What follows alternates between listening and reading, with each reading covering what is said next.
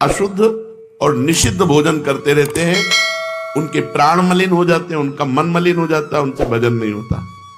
भगवत प्राप्ति के लिए शरीर में उछाहलीपन, चैतन्यता, प्राण क्षोभ रहित और मन ग्लानि रहित, तब भजन होता है। जिस समय हम अपवित्र भोजन करते हैं तो चित्त में मल और विक्षेप धारण हो जाता है। चित्त पकड़ता है गंदी बातें, पूर्व की बातें, दुश्मनी की बातें, ये वो सब, वो उनको पकड़ेगा। मंत्र तुम्हारा चल रहा है, मंत्र को नहीं पकड़ेगा यदि भोजन सही नहीं है तो। भोजन पवित्र है तो चित्त विक्षेप छोड़ करके मंत्र को पकड़ता है और चिंतन करता है। चिंतन का कार्य चित्त का है। अन्न का सबसे बड़ा प्रभाव भजन में पड़ता है। भोजन में गृहस्थ है तो धर्म पूर्वक कमाया हुआ धन उसी से पेट भरे और नहीं। ये नहीं कि रास्तों में बट रहा है या बाबा जी क्या भंडारा हो रहा है तो हम, गृहस्थ नहीं। अगर आप किसी भंडारे में पाते हैं तो कीमत लगाइए कि 100 रुपए का भोजन आपने पाया तो 101 रुपए रख के वहां प्रणाम कर लीजिए। ऐसे गृहस्थ के लिए उचित नहीं। कहीं भी ये खुशी मत हो कि फ्री पा लिया। भोजन पाओगे सुकृत नष्ट हो जाएंगे, भजन में विक्षेप पड़ जाएगा। न्यायोपार्जित धन होना चाहिए गृहस्थ का, तभी उसकी भक्ति बनेगी, तभी उसका भजन बनेगा। अन्याय से, बेईमानी से, चोरी से, छल कपट से पाया हुआ धन और उससे जो अन्न पाया जाएगा उसकी क्रिया ही मूल में अशुद्ध है तो वो भजन नहीं कर पाएगा, उसका भजन सिद्ध नहीं होगा। बड़ा विक्षेप युक्त कोशिश भी करेगा तो भजन नहीं होगा। अगर पूरा भोजन आपका पवित्र है, गंदी कमाई का है, तो भजन सवाल नहीं। भोजन चित्त का निर्माण करता है। चित्त मंत्र या नाम को पकड़ता है। जो अन्यायी है, अन्याय से धन एकत्रित करता है, भूल जाए कि वो भजन करेगा। पाखंड माला हाथ में, मन संसार में, भजन नहीं हो। इसलिए पहले भोजन पर सुधार कीजिए। गृहस्थ है तो न्यायोपार्जित धन के द्वारा अपना उदर पोषण करे, किसी का भी फ्री पानी न पिए। देख लो आपका भजन बढ़ेगा। कोई हलवा पूड़ी रास्ते में बट रहा नहीं, आप कोई विरक्त थोड़ी गृहस्थ हो, खरीद के खाओ, पवित्र जगह से खरीद लो। यदि वहीं पाना है तो 150 रुपए भेंट रख के आओ। खाली हाथ नहीं कि खाया और चल दिया, बड़ा मौज है, तुम्हारे सुकृत नष्ट हो जाएंगे। अब आया सन्यासी, ब्रह्मचारी, वैष्णव। ये भोजन कहां से पाए? इसमें सर्वोपरिवृत्ति आकाश वृत्ति। आकाश वृत्ति कहते हैं जो परमात्मा स्वयं हमारे पास पहुंचा दे। कहीं मांगा नहीं, इशारा भी नहीं किया, हमारे पास जो आ गया उसी से उदर पोषण। काशी में इसी आकाश वृत्ति से रहते थे। दूसरी वृत्ति पवित्रता में माधुकरी। मधुकर कहते हैं भ्रमर को। जैसे एक एक फूल से थोड़ा थोड़ा पराग लेकर भौरा अपना उदर पोषण करता है, ऐसे 5 घर या 7 घरों से एक एक माधुकरी लेकर के अपना उदर पोषण करे। श्वान वृत्ति कभी स्वीकार न करे। धनी पुरुषों की चाटुकारिता करके अपनी व्यवस्था करा लेना, श्वान वृत्ति कभी नहीं। सिंह वृत्ति कभी धारण न करे। अपनी तपस्या का रुआब, अपना चमत्कार दिखा करके भरण पोषण नहीं। आकाश वृत्ति, मधुकर वृत्ति, मधुकरी वृत्ति, और सबसे महान है अजगर वृत्ति। आकाश वृत्ति में तो हम व्यवस्था करेंगे, हमारे पास 100 रुपये आ गए तो हम गेहूं लाएंगे, चावल लाएंगे, दाल लाएंगे, तब व्यवस्था। वो ये भी नहीं करेगा। बना बनाया मुंह के सामने आ गया तो खा लिया नहीं। अजगर वृत्ति। इन वृत्तियों को धारण करे जो सन्यासी, वैरागी हैं, भगवत मार्ग के पथिक हैं। अगर वो किसी आश्रम में पाते हैं तो पूरी पसीना निकालने वाली सेवा होनी चाहिए। 4-6 घंटे की सेवा की। नारायण स्वामी जी जब वृंदावन वास कर रहे थे तो 8 घंटे लेवरी करने के बाद कह देते मुझे 4 रोटी दे दो बस। 8 घंटे मेहनत करते और 4 रोटी लेते, खूब भजन करते। ये मत समझो कि आप भजनानंदी हो, बढ़िया कपड़ा, बढ़िया जूता, बढ़िया भोजन, ये फ्री है। ऐसे भजन नहीं होता। झाड़ू लगाओ, पोछा लगाओ, 2 4 6 घंटे खूब मेहनत करी और फिर उधर पोषण किया और रात दिन भजन में लगे, तब तुम्हारा भजन बढ़ेगा और सुरक्षित रहेगा। नहीं तो माधुकरी पाओ और यमुना किनारे पड़े रहो, वही मांगो, खाओ, यमुना जी के पावन तट पर रहो, कोई सेवा मत करो, फिर तुम्हारा भजन भले बन जाए। वो भी गुरु आज्ञा से, मनमानी आचरणों से तो वो भी नहीं। जो भोजन पवित्र नहीं पाता उसमें आलस्य, प्रमाद और भोग कामना, ये 3 बातें रहती हैं। पड़े रहना, अरे हम नहीं कर पाएंगे सेवा, थोड़ी सेवा है वो भी उतनी जगह अपवित्र पड़ी, पोछा नहीं लगाया। प्रमाद, भोगों का चिंतन, ये खा ले, ये भोग ले, वो भोग ले, भजन नहीं। और चाहे गृहस्थ हो या विरक्त, भोजन आधा पेट अगर भजन करना है। जब भजन में मन लगेगा तो भोजन में रुचि नहीं होती। भजन का बल होता है कि ऐसा नहीं होगा कि मैं ऐसे 8 दिन भोजन नहीं मिला, गंगा जल केवल पी के, कभी हमको महसूस नहीं हुआ ऐसा। आहार दबा दबा करके करोगे तो भजन थोड़ी होगा। अपने गुरु जी को जीवन भर देखा है, अब भी देखा है, वैसा ही दिनचर्या है। 2 रोटी से कभी 2.5 नहीं पाते, अपने हाथ की बनाई 2 रोटी और शाम के दूध। एक दिनचर्या आजीवन के लिए भोजन की होनी चाहिए। विरक्त को भी भोजन में 3 दोष माने गए हैं, एक जाति दोष, एक आश्रय दोष और एक निमित्त दोष। जाति दोष वो है जो स्वभाव से निषिद्ध होते हैं, जैसे प्याज, लहसुन, शलगम, गाजर, ये भजन में विक्षेप डालेंगे ही डालेंगे। ये तमोगुणी जाति के हैं, इसलिए इनका प्रयोग नहीं करते। तमोगुण इनसे प्रकट होता है। यद्यपि ये इनकी प्रकट होने की प्रक्रिया पवित्र है, जहां आलू प्रकट होती है वही प्याज, लहसुन भी वैसे ही मिट्टी में, पवित्र मिट्टी में प्रकट होते हैं, पर ये भजन के लिए निषिद्ध है।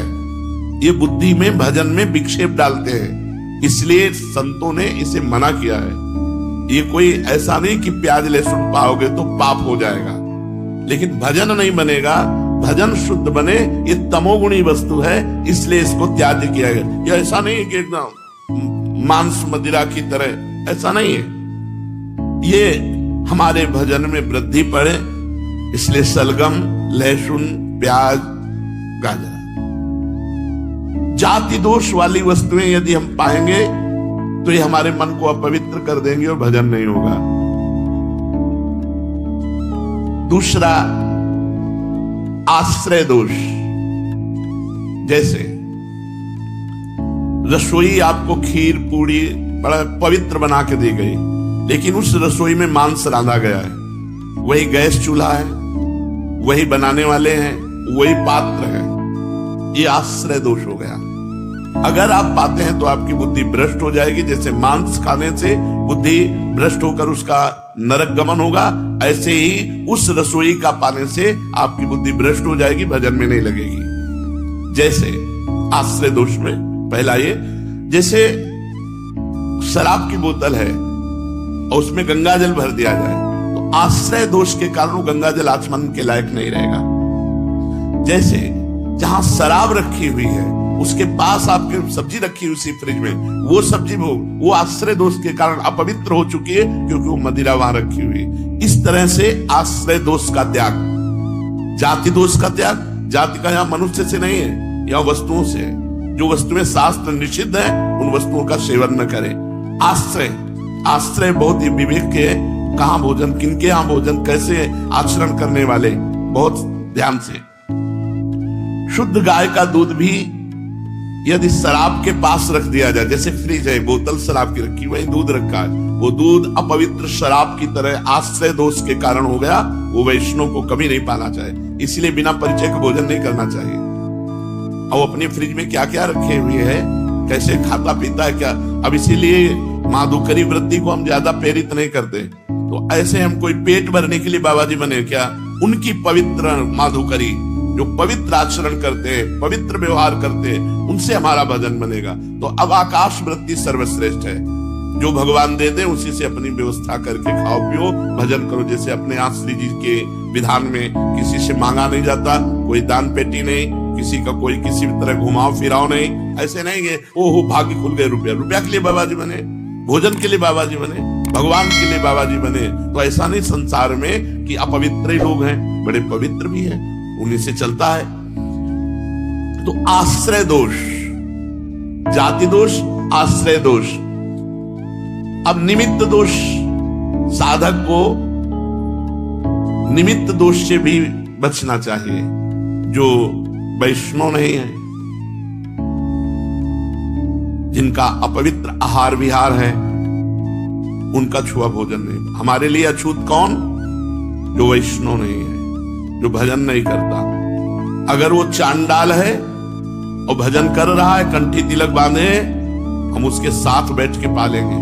लेकिन पंडित है, आचरण विहीन है, भगवत विमुख है, वो हमारी संगत। व्यास मिठाई विप्र की तामे लागे आग, वृंदावन के सोपच की जूठन खाइए मांग।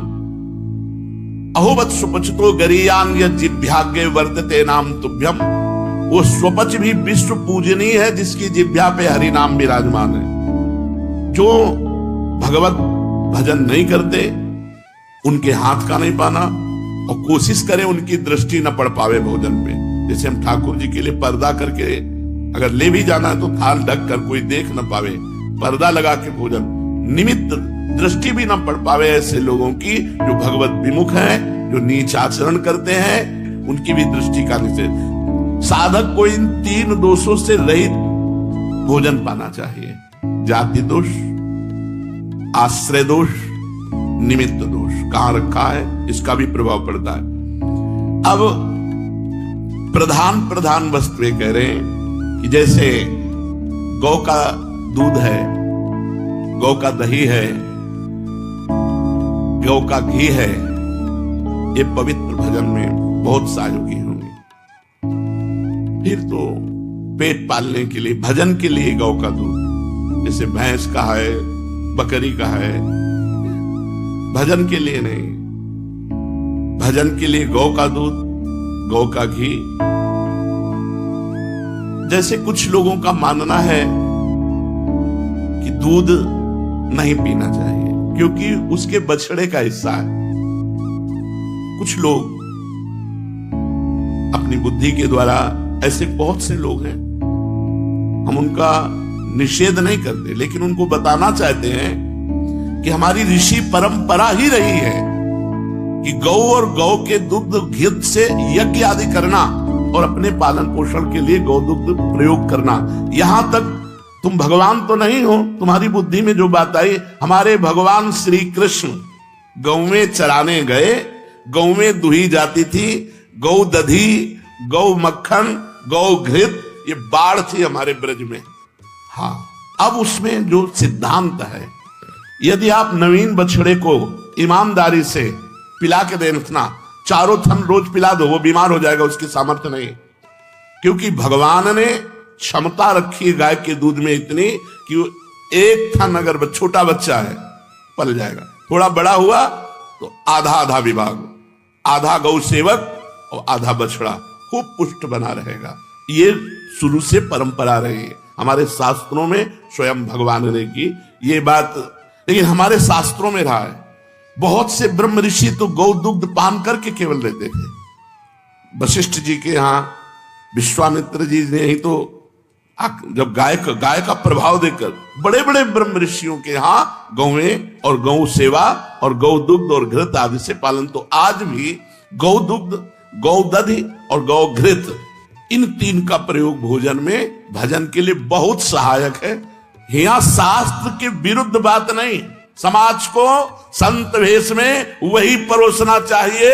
तस्मात् शास्त्रम प्रमाणम ते कार्याकार्यो व्यवस्थित हो, जो शास्त्र कहता है वो बिल्कुल दब्बू कायर है, जो शास्त्र विरुद्ध की बात को इस बात में सुने और हाँ में हाँ मिला दे। नहीं, तस्मात् शास्त्रम प्रमाणम ते कार्याकार्यो। हाँ, हर पशु हमारे यहां सेवित है। हमारा सनातन धर्म हर पशु की सेवा करता है। कुत्ते की भी सेवा करता है, कुत्ते में भी भगवान देखता है, गधे में भी भगवान देखता है। भगवान देखने के लिए भगवान आदेश किए हैं। विद्या विनय संपन्ने ब्राह्मणे गविहस्तनी, सुनी माने कुत्ता, सुनी च सुपाके च पंडिता समदर्शिना। जो विद्या विनय संपन्न ब्राह्मण में, कुत्ते में, चांडाल में, हाथी में एक ही भगवान को देखता है। सनातन धर्म देखता है, व्यवहार नहीं करता। व्यवहार एक जैसा जो करे वो मूर्ख, और जो व्यवहार नहीं दर्शन एक जैसा करे वो पंडिता समदर्शिना। पंडित वही जो सब में भगवान को देखे, सब में, लेकिन व्यवहार तस्मात् शास्त्रम प्रमाणम ते कार्याकार्यो व्यवस्थितो। भजन में दूध ना मिले तो भला, लेकिन अन्य पशु का दुग्ध बाधक है। गाय का दूध, गाय का दधी, घी, श्वेत तिल, मूंग, कंद, केला, आम, नारियल, आंवला, धान, जीरा, जौ, गेहूं, नारंगी, इनका प्रयोग करें। बिल्कुल बाजार की वस्तुएं अगर भजन करना है तो नहीं पाना चाहिए। नियम ले ले, कहां बना है, कौन बनाया है, उसका विचार क्या है, उसके आचरण कैसे है, उसकी पवित्रता क्या है, ये अन्न पर प्रभाव डालती है। जैसा हम अन्न पाते हैं वैसे ही हमारे विचार बनते हैं। बिना औषधि के शहद नहीं खाना चाहिए, भजन में बाधक है। शहद का केवल आदेश है यदि आप बीमार हो तो औषधि में पा सकते हो, नहीं शहद पाने से फिर अपराध पाप लगता है। क्योंकि शहद औषधि के लिए ही केवल है। जैसे टेबलेट औषधि के लिए हैं कुछ, आप उनको नशे के लिए प्रयोग करने लगे तो निषेध है। आपको टेबलेट ऐसे नहीं मिले बिना डॉक्टर। तो ये मधु जो शहद है ये बलवर्धक है, ऐसे नहीं खाना चाहिए। शास्त्र आदेश करता है, भजन नहीं बनेगा।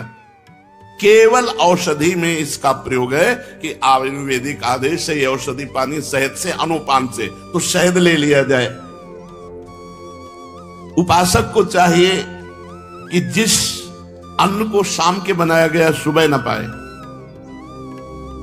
पकवान में जैसे घी से तले हुए पदार्थ हैं ये 1-2 दिन तो ठीक है, लेकिन जैसे रोटी दाल है ये अन्न कच्चा अन्न है, ये बासी अन्न और रूखा अन्न, और जिसमें बाल पड़ गया है, मक्खी मर गई है, ऐसे अपवित्र अन्न, इनका त्याग करे। कांसे के बर्तन में साधक न पावे। अपने लोग तो रज, बड़ी कृपा है, रज के ही पात्रों का प्रयोग है।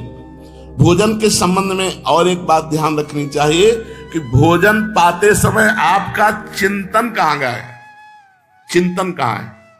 भोजन पाते समय न भोजन में चिंतन होना चाहिए और न किसी व्यक्ति, वस्तु, स्थान का। अगर किसी व्यक्ति का चिंतन करते हुए भोजन पाते हो तो उसका स्वभाव गुण आपके ऊपर जारी हो जाएगा, लागू हो जाएगा। आपको 24 घंटा परेशान रहना पड़ेगा उसी के स्वभाव का। यदि वो कोई संत है तो आपका भजन 24 घंटा बढ़ेगा, 24 घंटे इसका प्रभाव रहेगा, जो विशेष रहेगा 24 घंटे प्रभाव रहता है।